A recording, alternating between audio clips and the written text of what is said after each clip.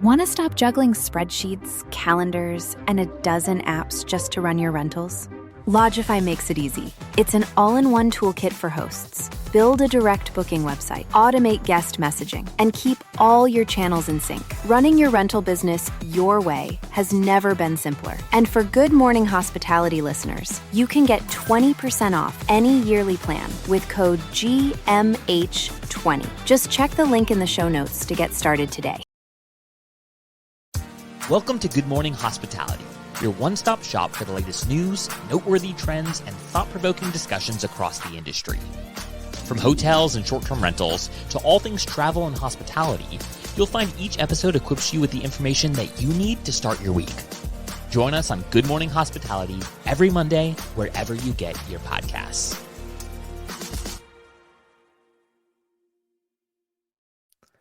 Good morning, team. How are we doing? Good morning. Happy Monday. Best day of the week. I had to get it before you, Brandy. I had to get it. Hey, I paused knowing that one of you guys would finish the sentence for me. Hey, Brandy's taking it from me, I think 2 weeks in a row now. So trying to catch up. I have to have some line, right? Maybe I'll come up with my own catchphrase. But you guys excited? I've been up since about 4 a.m. Mountain Time. I'm well caffeinated. I'm pumped. How excited are you guys for this episode? Pretty excited. It feels like we have a celebrity on the show. I think we do. I'm taking it like that. I'm getting excited. I'm getting pumped. We've had a lot of big names in the short-term rental space specifically, but this is kind of transcends broader travel. So very, very excited and got a lot of questions to get to today. Yes. So for all of our live viewers and repeat listeners, this is going to be a little bit longer than our normal 30 minutes, but we also have a really good line of questions and topics. So if you do have your own questions, topics in the live, we will get to them at the end if we have time. If not, we'll maybe ask Sam to come back in the future and we'll do another episode. But if not, at the end of the day, we got a good 40-minute lineup. And so before we welcome our special guest, Sam Shank, who was the co-founder and former CEO of HotelTonight, we have to give a big special thank you to our amazing sponsors over at TravelNet Solutions. And of course, Sojo. If you don't know about TravelNet, definitely need to check them out. They have exclusive offers for our listeners, and you can come meet me and my co-founder Chief Operating Officer? Yeah. COO. There we go. That's the title. At the next conference with TravelNet. And then, of course, Sojo will send any wine boxes to our listeners who are tempted to try out the wine. So that's always a good excuse to have a drink on a Monday. So without further ado, are you guys ready to meet and say hello to the one and only Sam Shank? Let's do it. Let's do it.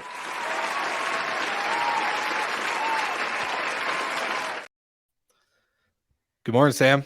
Hey, good morning. Thanks for having me on, everyone. Yeah, of course. Thanks for taking the time in an early West Coast morning for you. Bright and early. I like it. Your very first live podcast too, right?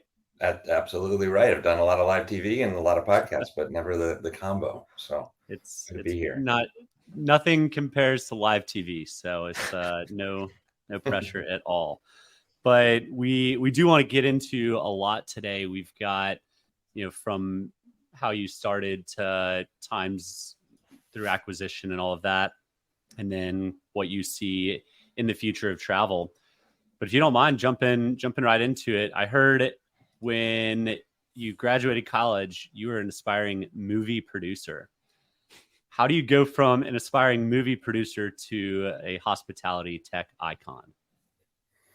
Yeah, well, I wanted to be a movie, like a big budget movie director, like James Cameron or Spielberg, and those were my idols. And got a job in Hollywood and sort of networked my way into working for Wes Craven on this movie that ended up being called Scream, that turned into a big hit. That was a lot of fun to work on. And I'm in the credits. Fun fact on that one. All right. But got a lot of laundry. I mailed a lot of boxes. But actually, just realized that Hollywood wasn't as entrepreneurial as I thought it was. So I came up then to Northern California because I also love technology and started working in the tech industry and realized pretty quickly that starting a company was going to scratch the same itch that I was looking to scratch with being a movie director. It's coming up with a product and a vision for bringing something to the market that people would love, building a team around that, having a compelling vision for that team and leading them to greatness. And so I was like, all right, I'm going to build the skills I need over the next 10 years or so to then be able to start a company. And then I started 2 companies in travel, combining my interest in technology with my interest in travel, that were not terribly successful. But then I learned a lot that then led to HotelTonight. I was going to say, I heard in a similar kind of Michael situation, heard in another podcast that when you built HotelTonight, which apparently took 10 weeks, which is incredible. I would love to know how you built that so fast. But you were one of the first 3 bookings, or actually you were all 3 of your first 3 bookings. As the founder and builder of the company, what was it like to experience it on the traveler side? I'm very curious to know how many tweaks and notes did you take that you wanted to fix or change, or all the iterations of the app that you built? Yeah, I mean, it was a very intense 10 weeks. It was kind of a necessity that we had to do that because we only had about 150 grand.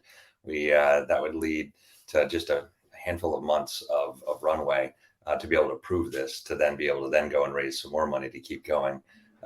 And we had done a lot of prepping, but by the time we wrote the first line of code to when it was in the App Store was 10 weeks.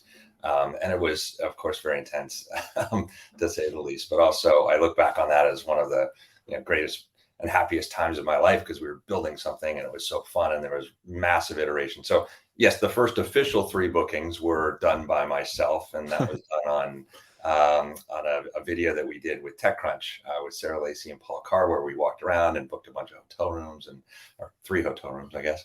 And but before that, I had done probably 500 bookings to test the software and iterate and continue to make it better and improve it. But it was like pretty amazing to book the hotel room and then walk in and the reservation was there. That was I was like, wow, this actually works after all of that hard work.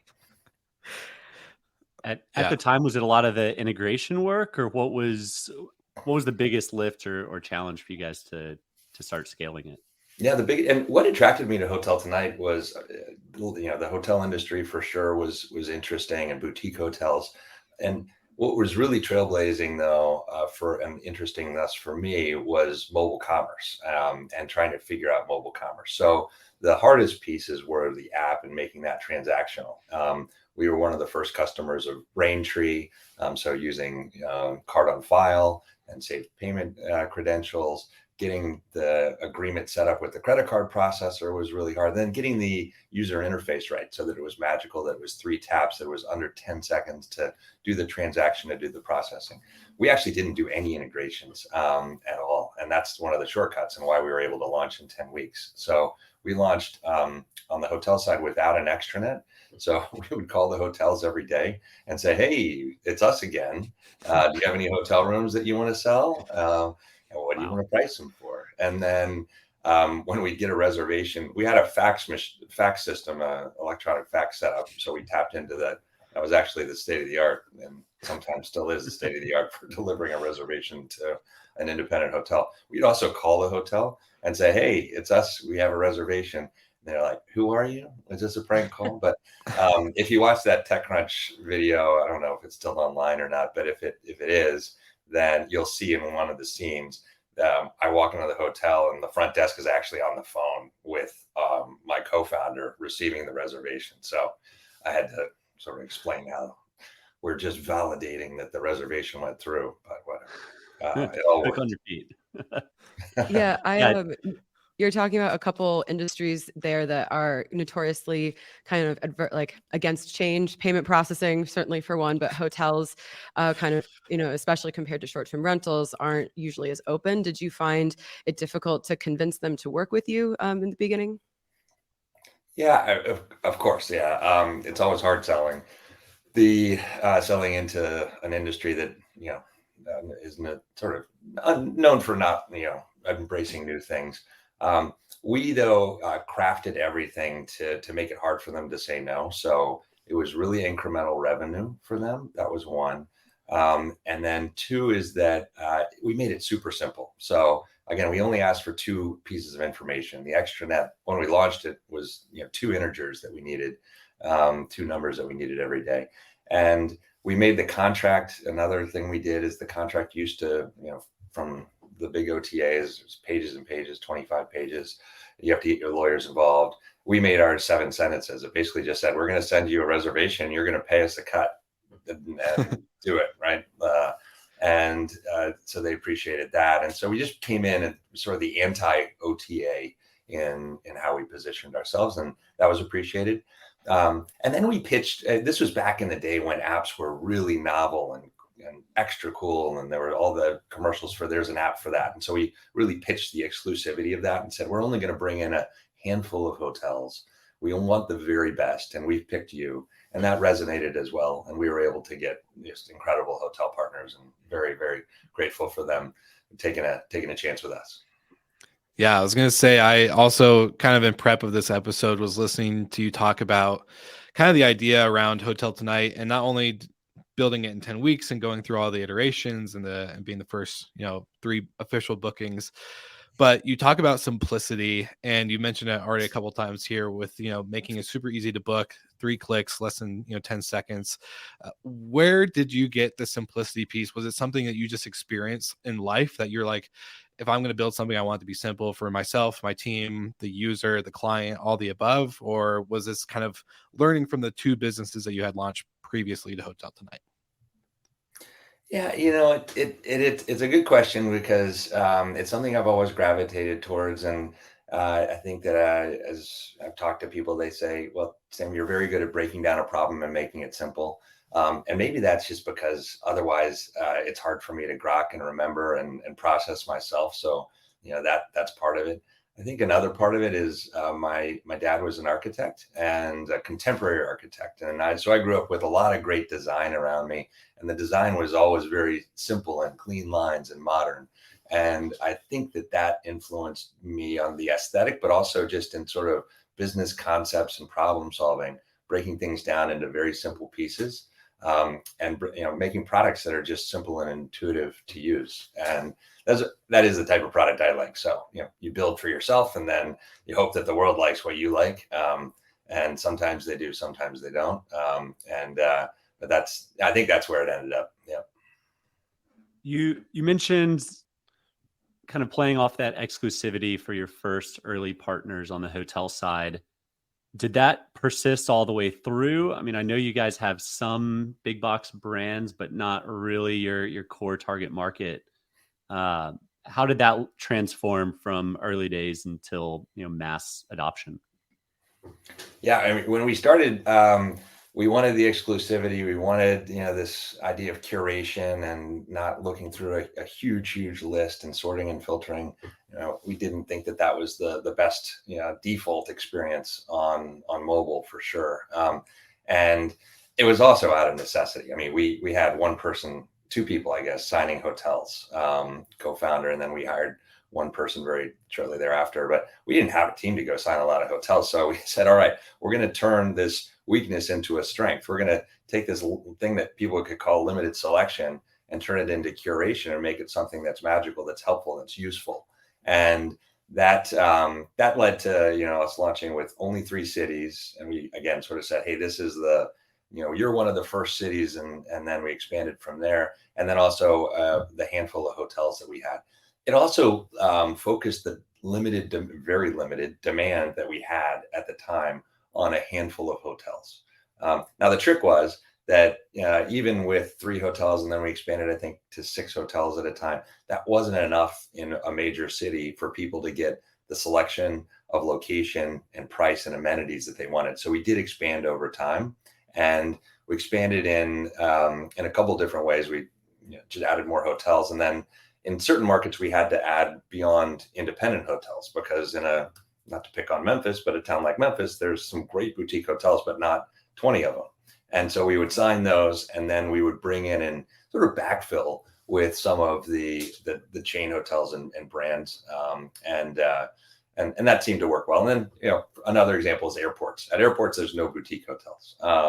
And so it's important, though, when somebody misses their flight, this isn't the primary use case for HotelTonight, though it's a key use case. We wanted to be there for people. And then we would have certainly some chain and branded hotels there. Yeah, I really like just kind of the scrappiness that you had, especially in the beginning. And I think that that's really kind of the fun part about being in a startup, is that you use kind of maybe your, weaknesses or your limitations to actually innovate and provide a better product. And then that ends up being a selling point. So I love that. And that really resonates with me and some of the experience that I've had, and I'm sure with a lot of our listeners in this industry. And so my question kind of revolves around, you at one point changed the booking window from 7 days to 100. And that is kind of a shift in the identity or like the core focus in the company. So what was behind that, that change, and what was the attitude in the company like? Were people receptive to that kind of change?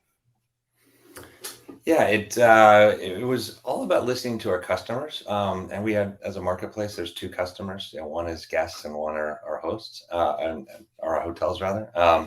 Host is from my Airbnb days.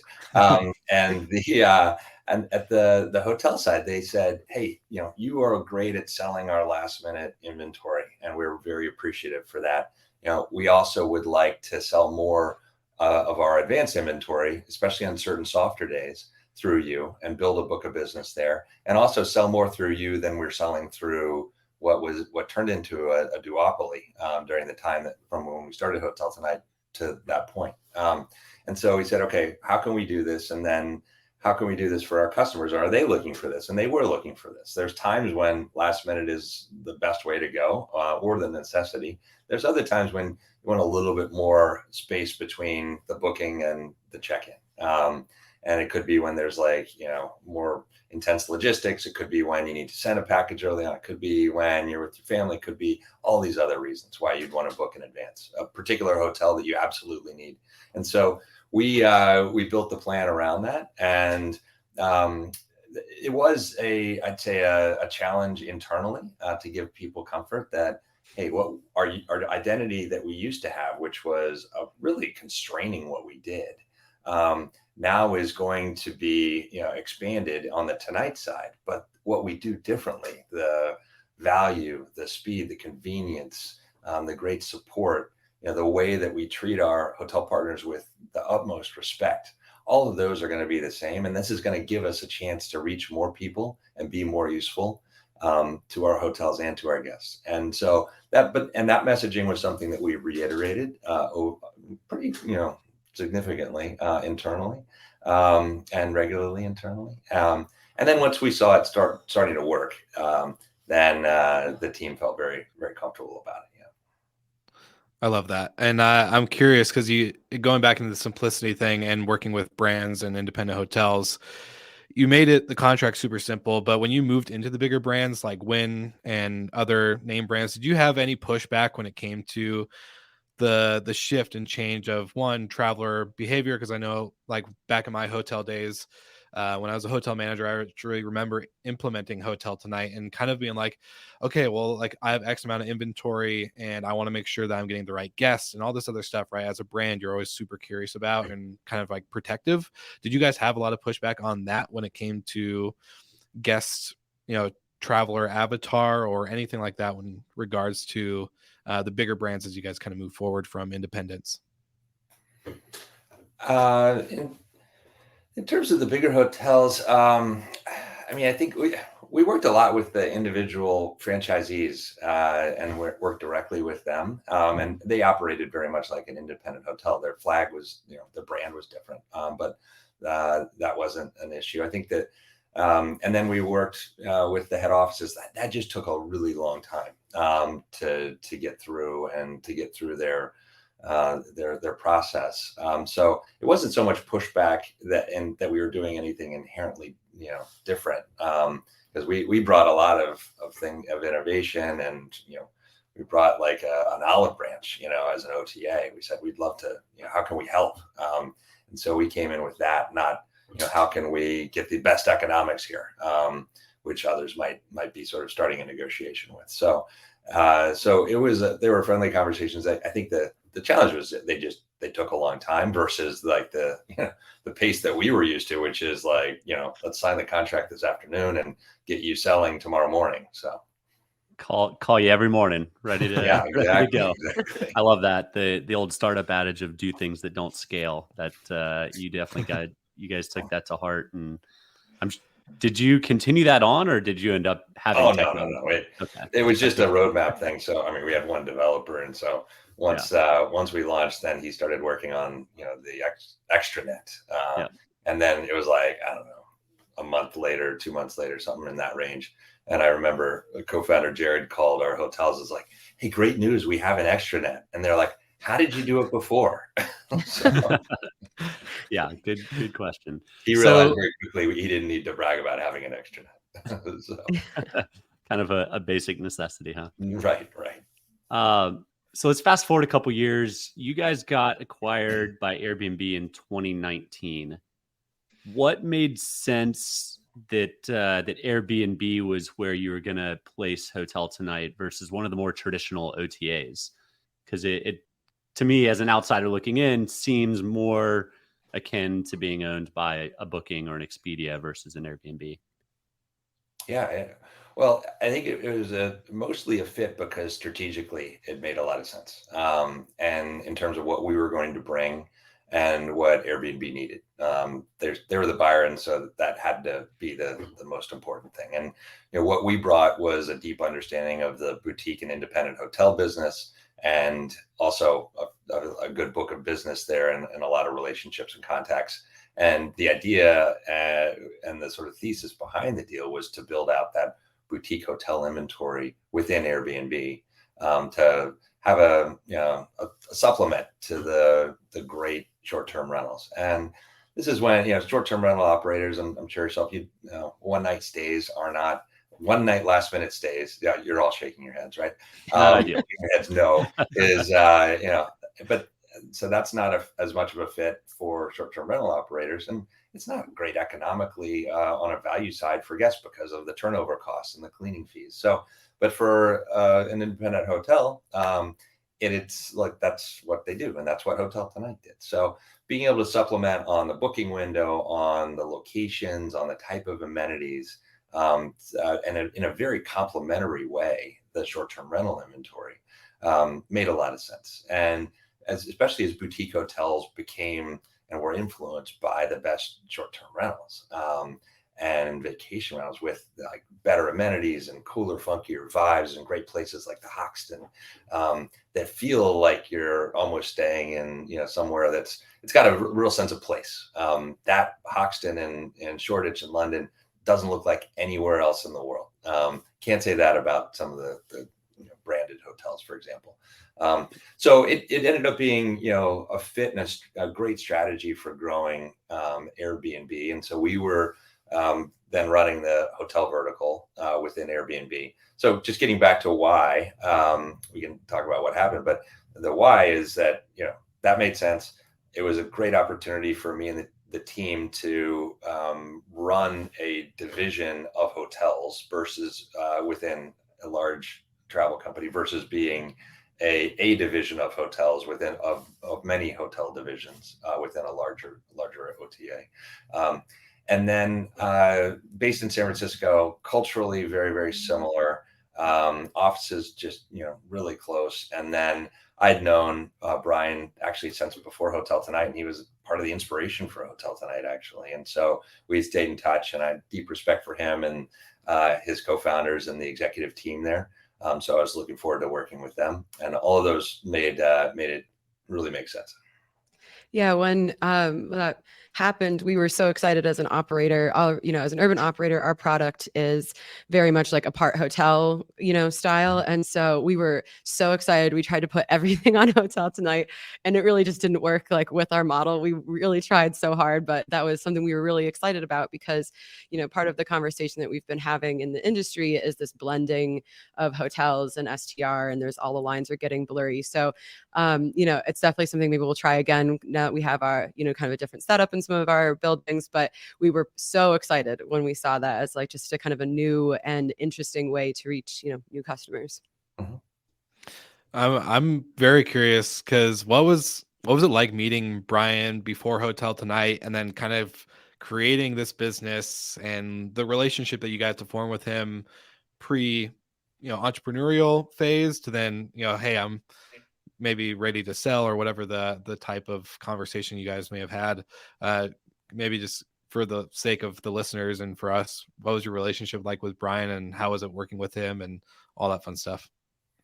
Yeah, and just we met. I reached out to him when it was just getting started. It was, just a couple hundred listings, probably maybe 1,000 listings, and we got coffee, and he shared his vision. I was running this other company and was talking called Dealbase, which was less successful than than Airbnb ended up being, or Hotel Tonight.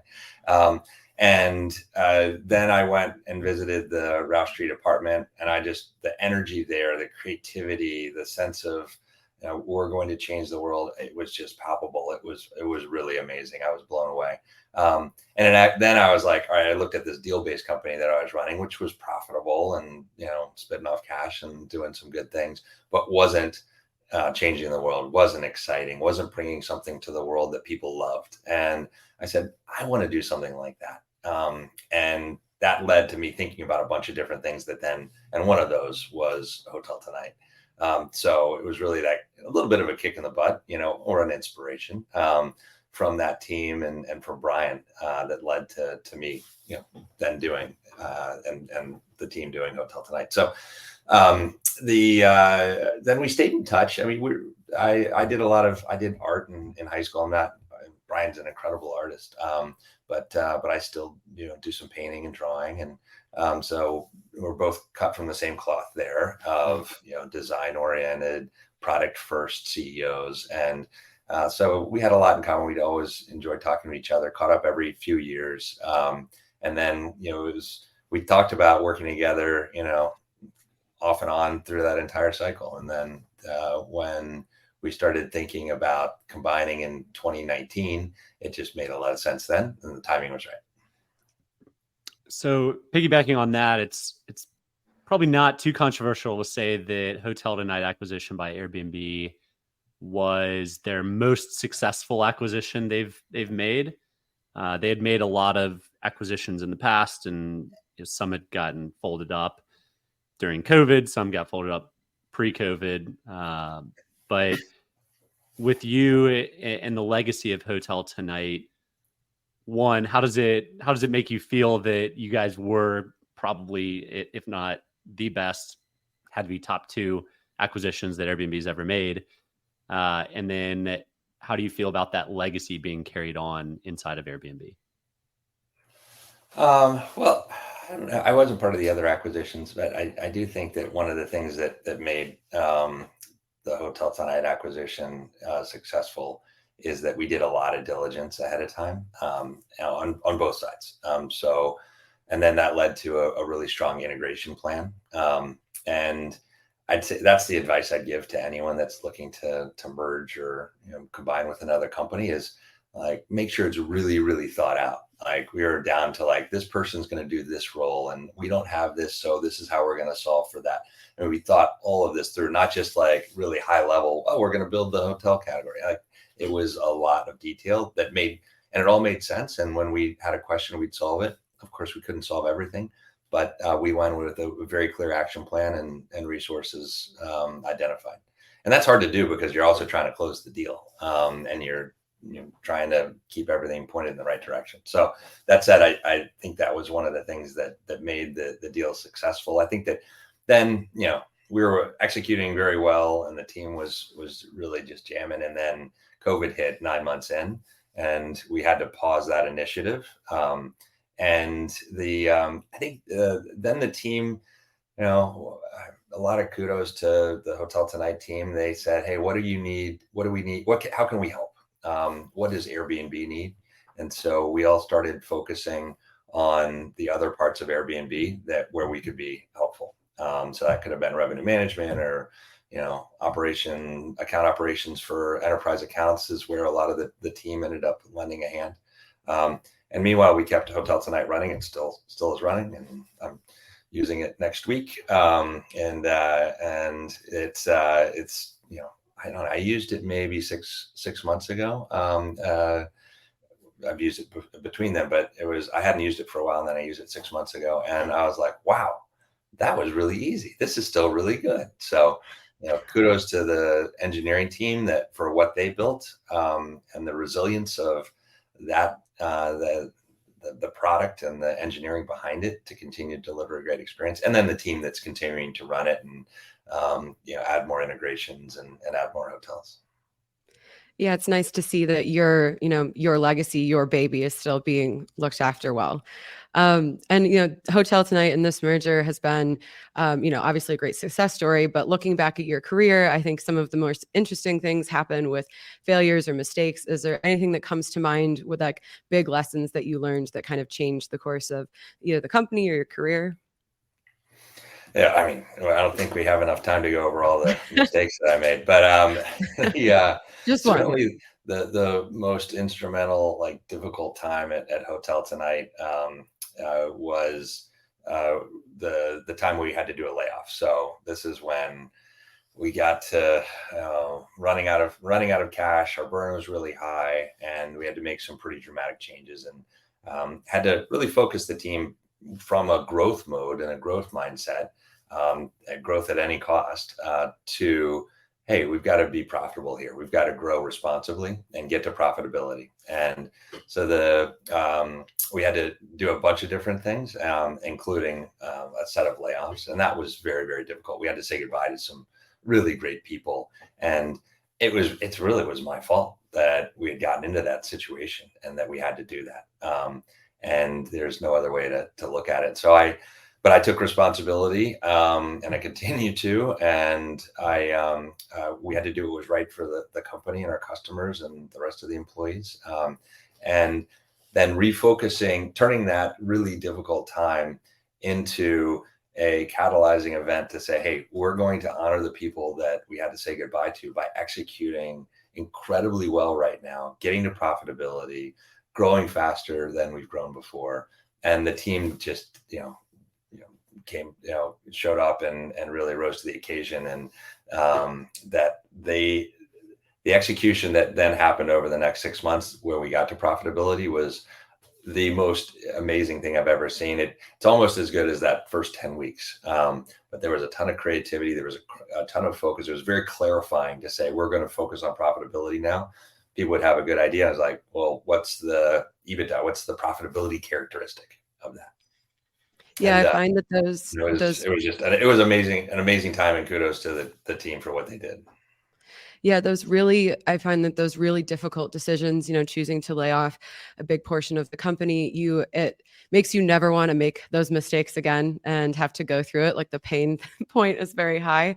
So I think that that's also like a big motivator of like, okay, how did we get in this situation? And, what can we do to, at all costs, to avoid this going down the road? Yeah. And I think that as a leader, you can do one layoff, and explain that. And then, what we're going to do to get to a place where we're going to be ongoing successful. Then if you do another layoff, though, then people start looking for other jobs, and the trust is really lost. So we worked very hard to make sure that was a one-time event, and we had what we needed to get to profitability.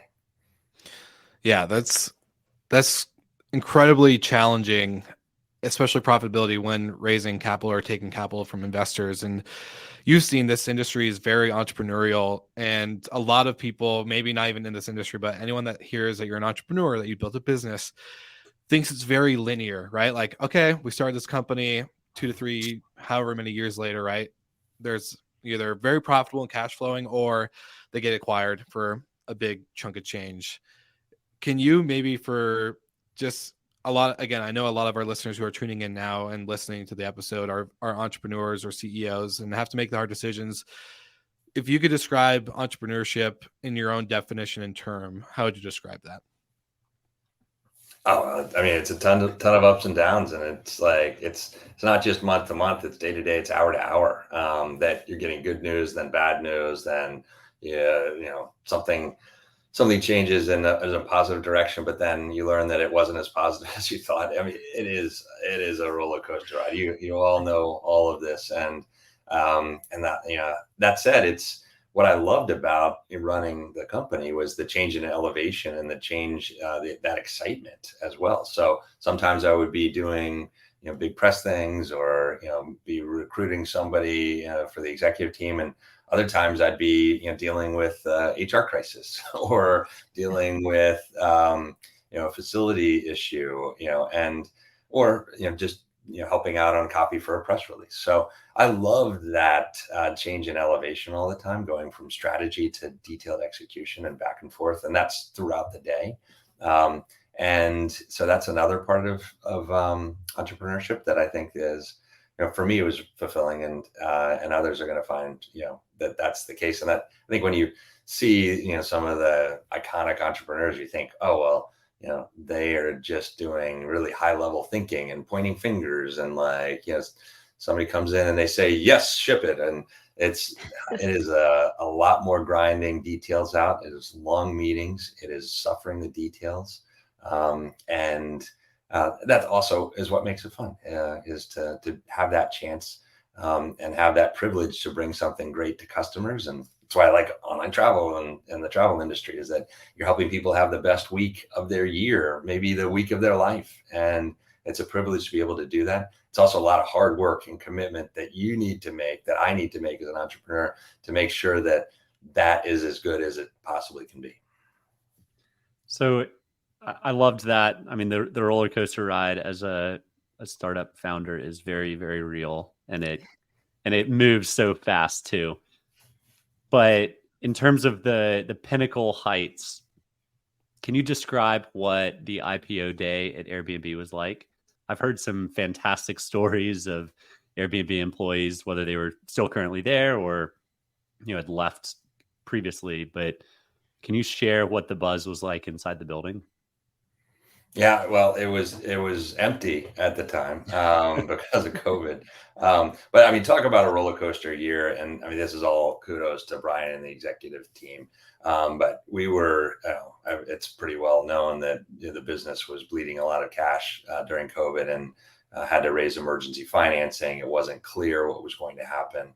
And then to turn the business around and IPO by the end of the year and have the biggest tech IPO of the year, that's an incredible rebound. Talk about a roller coaster ride. I mean, that's like, going to the moon and back. So what Brian went through and what the executive team went through, it is really impressive what they were able to do.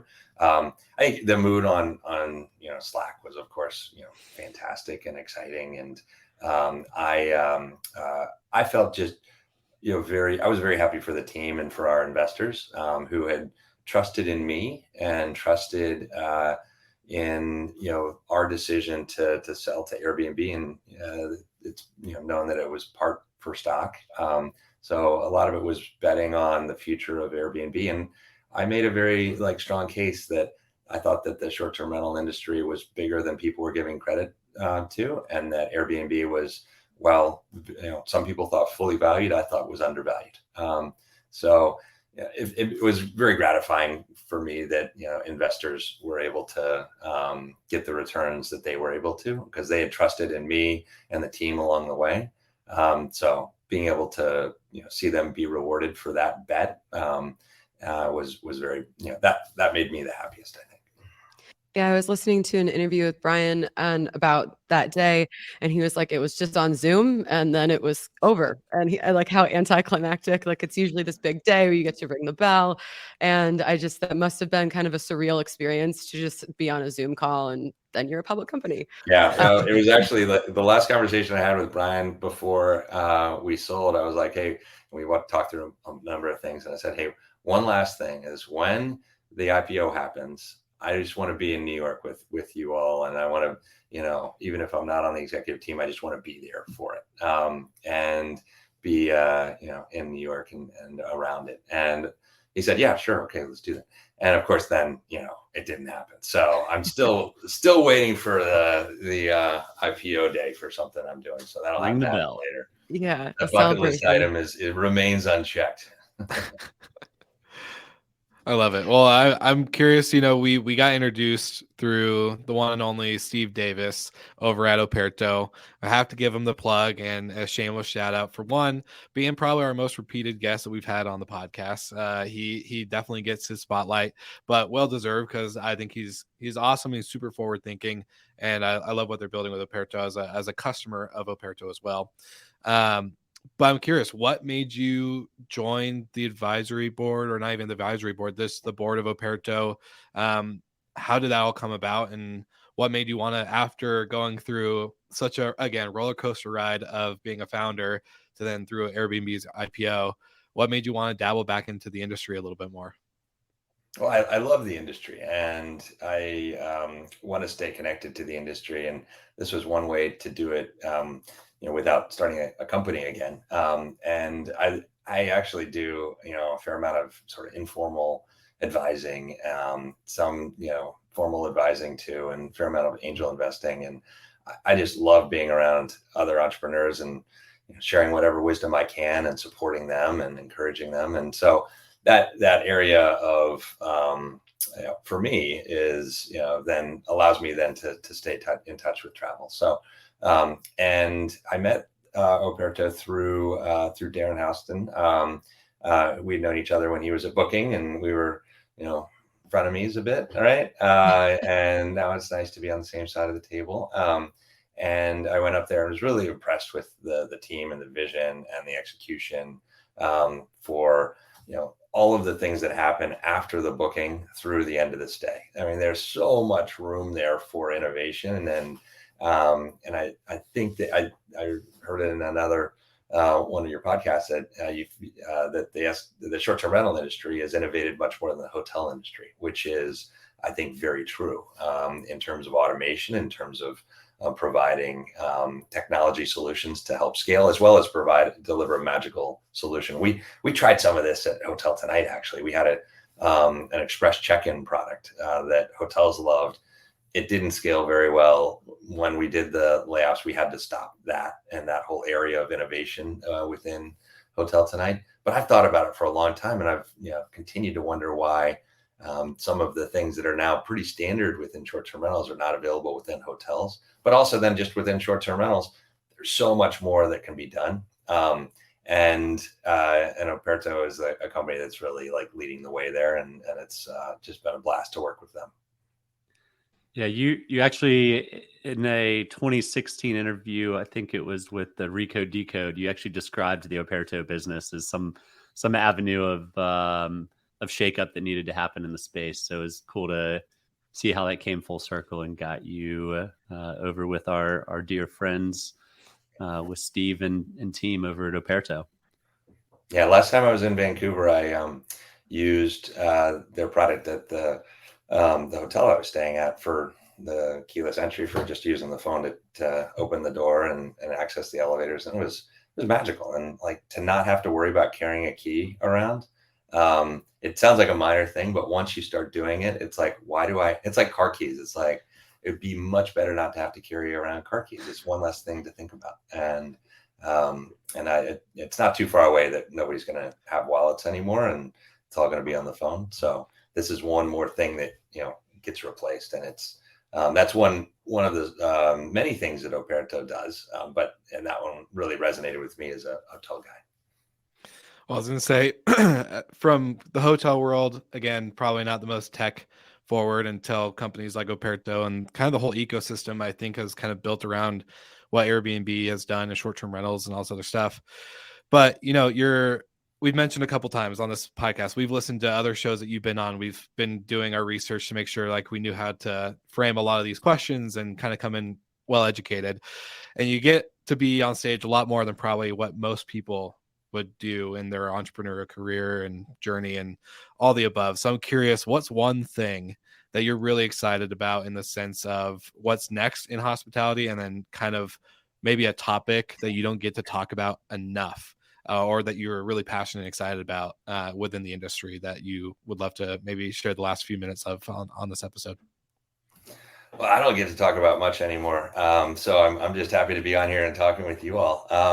And But something that I've been thinking about for a long time, and that I'm thinking about, what are the entrepreneurial avenues around it, is the coming change that is going the second order changes that are going to be brought on by autonomous vehicle fleets, self-driving cars, and then also even autonomous drones for taking people around. And it sounds very far-fetched. There's a lot of people that are saying it's not going to happen that soon.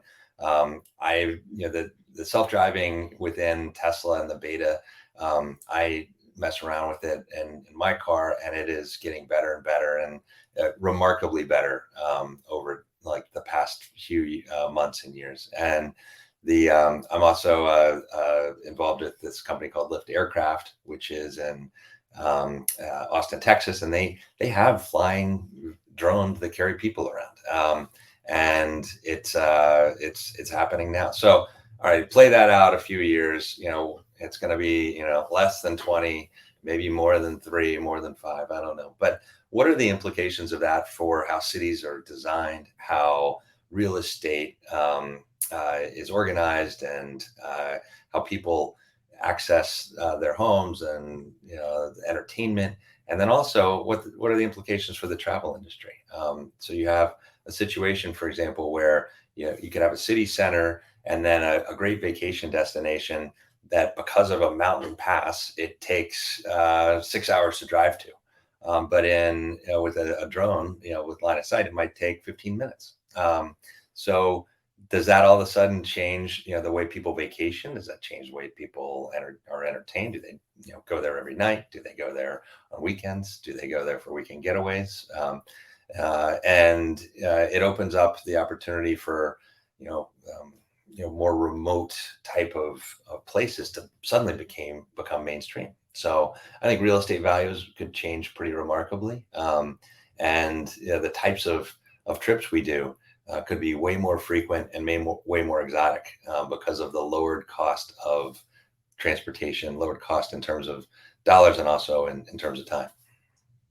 Yeah, I love that idea that there's going to be all these kind of butterfly knock-on effects of, in the travel industry and beyond, and kind of reshaping how we build our cities and our communities. I love that. And I also just love the excitement. I think that's one of my favorite parts about our industry, is that everyone we talk to, yourself included, obviously, just gets so excited about all the possibilities. And I think that's one of the things that I know we all love about being in this industry, is that there's innovation, there's excitement, there's a lot of passion, and there's so much room for improvement, as we move forward. So it's great to hear your story and how that you're still excited about this industry, even after being in it for so long.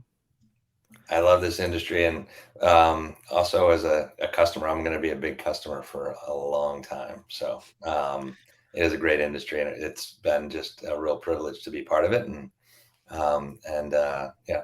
thanks for having me share what I know within it. So one last question, and this is a yes or no, but have you been on that flying drone before? Not yet, but I'm planning a trip. Okay. That's so very they cool. are actually taking humans, test pilots, I guess. They're taking, I don't know the exact status of it, but they're taking customers, and they fly over a lake because the FAA rules are different for flying over water. And the idea is that it's sort of for corporate outings or bachelor parties, that you can take a group up, and then you have these sort of competitive races, and you get to fly around a course. That sounds and awesome. It sounds like a blast. And so, I can't wait to do it. Maybe we can do a GMH, corporate retreat there. Live from a drone. Live from a drone. Wonderful. That's well, awesome. Sam, really appreciate you taking the time today. Covered a lot, and I know the 10-year overnight success.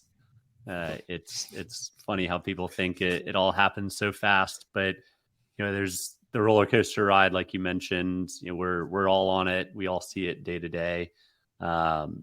There's light at the end of the tunnel with folks like you who've had fantastic paths and journeys that we can all kind of mirror and mimic. So thanks again for joining us and sharing some knowledge. Yeah, it's great been to be great. here. Thanks for having me. Awesome. Well, for all of our listeners, sorry we didn't get to any questions, but again, a good excuse to reach out to Sam to have him on in the future. Sam, again, thank you so much. And for everyone tuning in, we'll see you guys again next week.